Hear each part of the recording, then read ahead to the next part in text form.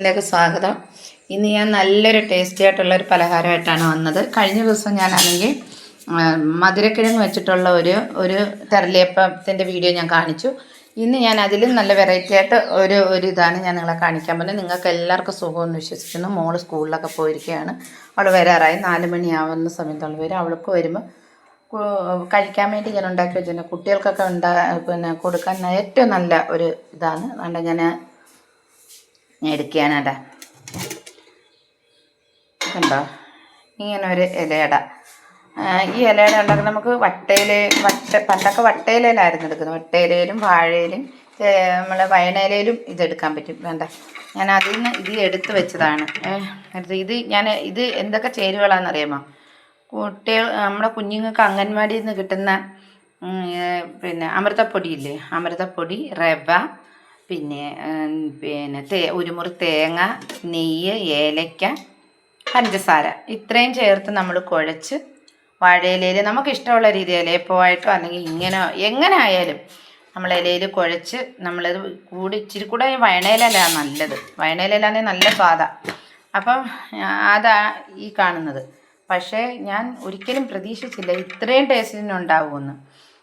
അമൃതപ്പൊടി എനിക്ക് അങ്ങനെ അത്ര ഇഷ്ടമുള്ള കാര്യമല്ല.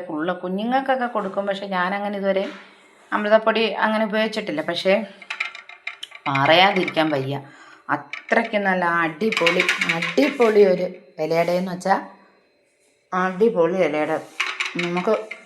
നിങ്ങൾക്ക് തീർച്ചയായിട്ടും ഇത് ഇഷ്ടപ്പെടും. നിങ്ങൾ വീട്ടിൽ അമൃതപ്പൊടി ഉണ്ടെങ്കിൽ, കുട്ടികളൊക്കെ അംഗൻവാടി പോകുന്ന കുട്ടികളൊക്കെ ഉള്ള വീടുകളുണ്ടല്ലോ, അപ്പോൾ അവിടെ അമൃതപ്പൊടി ഉണ്ടെങ്കിൽ അല്പം റവയും, അമൃതപ്പൊടി നിങ്ങൾ ഒരു 2 കപ്പ് എടുക്കുകയാണെങ്കിൽ അതുപോലെ തന്നെ റവയും ഒരു 1.5 കപ്പോളം എടുത്ത് നമ്മൾ ഒരു മുറി തേങ്ങയും ഇച്ചിരി ഏലക്കയും പഞ്ചസാരയും നെയ്യ് ഒഴിച്ച് വേണം നമ്മളത് കുഴയ്ക്കാൻ.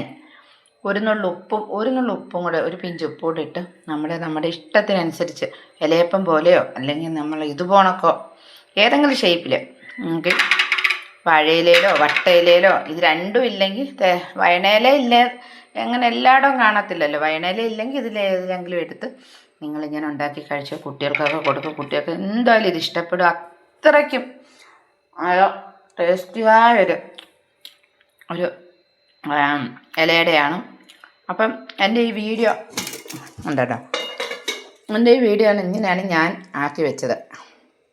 ഇത്രയും നീളത്തിലാണ് ഞാൻ ആക്കി വെച്ചത്. അപ്പോൾ എൻ്റെ ഈ വീഡിയോ നിങ്ങൾക്ക് ഇഷ്ടപ്പെട്ടിട്ടുണ്ടെങ്കിൽ ലൈക്ക് ചെയ്യണം. നിങ്ങളെല്ലാം ആരും ഞാൻ ഇടുന്ന വീഡിയോകൾ കാണുന്നില്ലെന്ന് എനിക്കറിയാം. ഞങ്ങളുടെ വീഡിയോകളോ ഞങ്ങളെയോ ഞങ്ങളുടെ വീടൊന്നും ഇഷ്ടപ്പെടാത്തതുകൊണ്ടായിരിക്കുമോ നിങ്ങളാരും കാണാത്തത്. നിങ്ങൾ കാണുന്നവർ ഒന്ന് ലൈക്ക് ചെയ്യാൻ മറക്കരുത്. അപ്പം ഞാൻ അടുത്തൊരു നല്ലൊരു വെറൈറ്റി ആയിട്ടുള്ള ഇതായിട്ട് ഞാൻ ഒരു പലഹാരമായിട്ട് വരുന്നതായിരിക്കും. അപ്പം നമുക്ക് അപ്പോൾ കാണാം. ടാറ്റാ.